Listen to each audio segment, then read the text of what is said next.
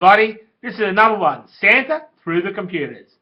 This is Santa through the computers, through the computers, through the computers. This is Santa through the computers. This is my story. In these modern times, and no kid known to man believes in Santa Claus, Mr. John Ritter started his own Santa up through his robot on his computer. He was the only kid he had that. He might have been a bit of a computer whiz kid. All he needs to do is just put in a disk, and instantly he is transformed into a sleigh with reindeers and loads of presents for all the girls and boys. He would constantly use it every day to check out whether the kids have been naughty or nice. He even had a device where he would collect all the kids' letters explaining what they will want for Christmas. Everything from a remote control car to a couple of fridge magnets from the parents' fridge door. He would have everything. I tell ya, I tell ya, I tell ya. So on the week before Christmas, he loaded the disk every night to check on his elves in Computerland and how many dollars they have pinched off the money tree, which was also in Computerland. John would go there and grab a few dollars from the money tree and come back to Earth to help the elves choose the presents. He would check through Myer and Kmart and all the music shops for the teenagers who love to shop.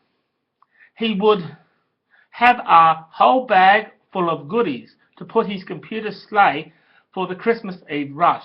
So he did, and went to Computerland to start preparing presents for the Christmas day when they deliver all these presents to every house in the country, on the county. When he was in Computerland, he stopped to have a beer and with a few spirits of Christmas, like the great Jesus the Man they named this day after. I believe it was Santa Claus that did that. But he would also meet the dead mother and father, Frank and Harriet, and he even saw his little brother George, who died when he was 12 in Computerland. John with the disc. He had a plan to bring the dead back to life, but if it fell into the wrong hands, it could be fatal, and it'll help a lot of people travel through Computerland.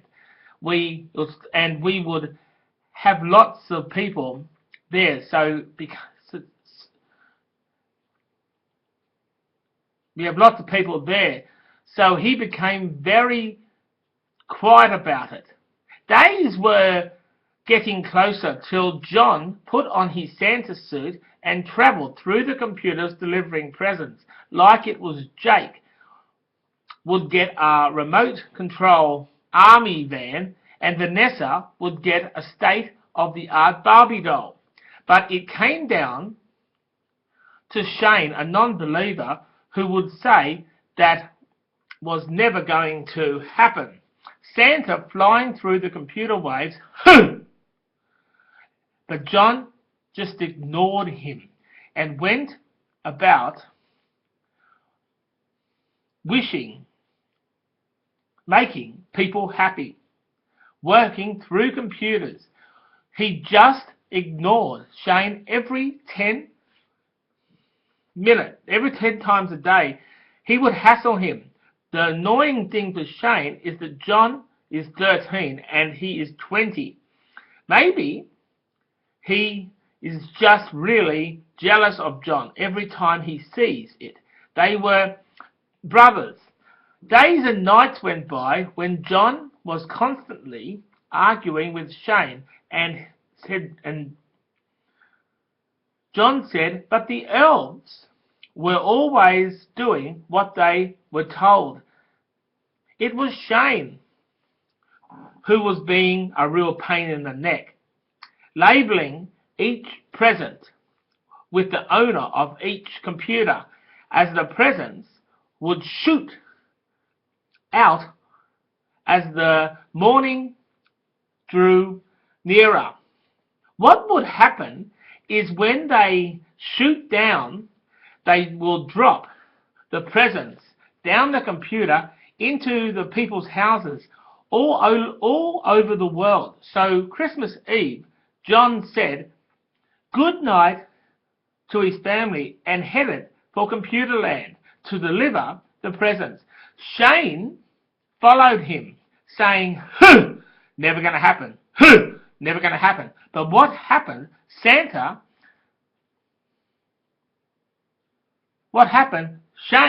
came in just as John had it on, and he was zapped into Computerland too, and Shane was taken to the pub where he met the heavies of the family. His real mum and dad. He was shocked. Oh my God, I see my mum and dad. Where am I? Said Shane, as he pulled his hand out of his shirt and wiped it on his sleeve and tried to figure out a way to get back to Earth. He woke up and put the television on for a bit of entertainment while John was having fun delivering presents to all the girls and boys. John was zapping into houses and with his joystick giving presents to girls and boys and it took 5 hours until he reached his house. He was afraid that Shane would blow his secret. But Shane saw John enter the room with their presents, and he said, "What are you doing, twerp? What are you doing, old twerp? What are you doing, twerp?" John said, "Oh, me? I am sure just delivering the presents." And Shane said, "Yeah, right. Whatever it is, never going to happen." John said, "Well, really, how do you know?"